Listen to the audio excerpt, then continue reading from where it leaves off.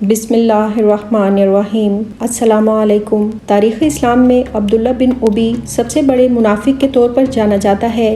یہ وہ شخص تھا جس نے اسلام کے خلاف ہر ممکن سازش کی اور مسلمانوں کے دلوں میں انتشار پیدا کرنے کی کوشش کی۔ یہ کفار سے ساز باز کر کے نبی کریم صلی اللہ علیہ وآلہ وسلم اور صحابہ کرام کے لیے مشکلات کھڑی کرتا رہا۔ اللہ تعالیٰ نے قرآن پاک میں کئی مقامات پر عبداللہ بن ابی اور اس کے جیسے دیگر منافقین کا ذکر کیا اور ان کے نفاق کو بے نقاب کیا۔ آج ہم عبداللہ بن ابی کی زندگی، اس کی اسلام دشمن سرگرمیوں اور رسول صلی اللہ علیہ وآلہ وسلم کے خلاف اس کی سازشوں پر تفصیل سے روشنی ڈالیں گے۔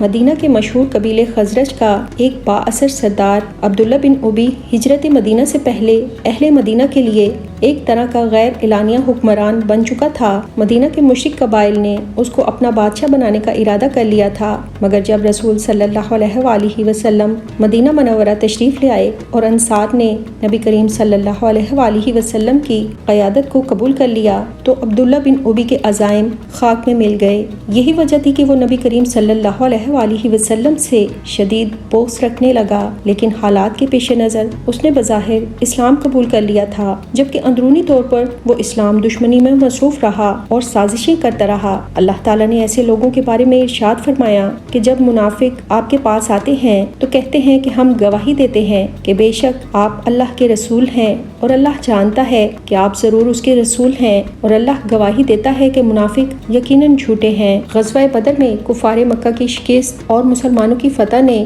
عبداللہ بن ابی کو مزید حسد میں مبتلا کر دیا تھا۔ مدینہ میں اسلام مضبوط ہوتا جا رہا تھا، جسے دیکھ کر اس نے منافقین کا ایک گروہ بنا لیا جو بظاہر تو مسلمان تھے، مگر اندرونی طور پر یہ گروہ اسلام کے دشمن تھے، اور یہ گروہ کفار مکہ اور یہودیوں سے ساز باز کرتا تھا، مسلمانوں کے راز ان تک پہنچاتا اور مسلمانوں کو اور اسلام کو نقصان پہنچانے کی ہر ممکن کوشش کرتا تھا۔ جب نبی کریم صلی اللہ علیہ وآلہ وسلم نے احد کے معرکے کے لیے لشکر تیار کیا تو عبداللہ بن ابی بظاہر 1000 افراد کے ساتھ مسلمانوں کے ساتھ نکلا، مگر راستے میں اس نے اپنے 300 ساتھیوں سمیت لشکر کو چھوڑ دیا اور مدینہ واپس لوٹ گیا۔ یہ مسلمانوں کے لیے ایک بہت بڑا دھچکا تھا، کیونکہ پہلے ہی کفار کی تعداد بہت زیادہ تھی اور عبداللہ بن ابی کے اس عمل نے مسلمانوں کو نقصان پہنچایا۔ قرآن میں اس کے بارے میں ارشاد ہوا، اور تاکہ وہ لوگ پہچانے جائیں جنہوں نے نفاق کیا، اور ان سے کہا گیا کہ آؤ اللہ کی راہ میں لڑو اور دفاع کرو، تو وہ کہنے لگے کہ اگر ہمیں جنگ کا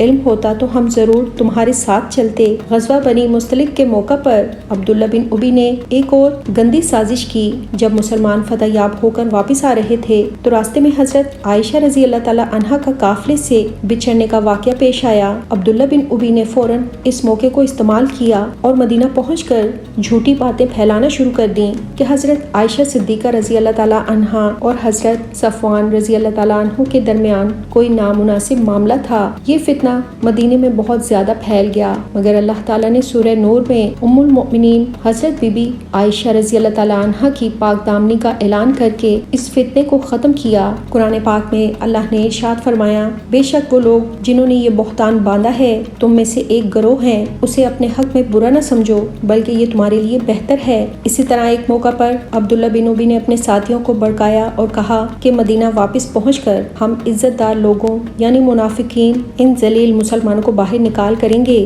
اللہ تعالیٰ نے ان کے ناپاک ارادے کو قرآن پاک میں بے نقاب کر دیا، اور ارشاد باری تعالیٰ ہوا کہ یہ کہتے ہیں اگر ہم مدینہ واپس پہنچ گئے تو عزت والے لوگ ذلیل لوگوں کو باہر نکال دیں گے۔ جب عبداللہ بن ابی کی موت کا وقت قریب آیا تو اس کا بیٹا جو کہ ایک سچے مومن تھے نبی کریم صلی اللہ علیہ وآلہ وسلم کے پاس آئے اور عرض کی کہ یا رسول اللہ صلی اللہ علیہ وآلہ وسلم آپ میرے والد کے لیے دعا کریں۔ نبی پاک صلی اللہ علیہ وآلہ وسلم نے رحم دلی کا مظاہرہ کرتے ہوئے اس کے لیے استغفار کرنا چاہا، مگر اللہ تعالیٰ نے قرآن پاک میں سختی سے منع فرمایا کہ آپ ان کے لیے استغفار کریں یا نہ کریں، اور اگر آپ 70 بار بھی استغفار کریں تو بھی اللہ تعالیٰ انہیں معاف نہیں کرے گا۔ یہ عبداللہ بن ابی کی آخری رسوائی تھی اور وہ دنیا اور آخرت میں ذلیل ہوا۔ عبداللہ بن ابی کی زندگی سے ہمیں یہ پیغام ملتا ہے کہ نفاق کا انجام ہمیشہ رسوائی ہوتا ہے۔ اسلام کے دشمن ہمیشہ اندرونی اور بیرونی سازشیں کرتے رہتے ہیں، اس لیے ہمیں ہوشیار رہنا چاہیے اور اپنے ایمان کو مضبوط رکھنا چاہیے تاکہ ہم کسی بھی فتنے کا شکار نہ ہوں۔ اللہ تعالی ہمیں نفاق سے محفوظ رکھے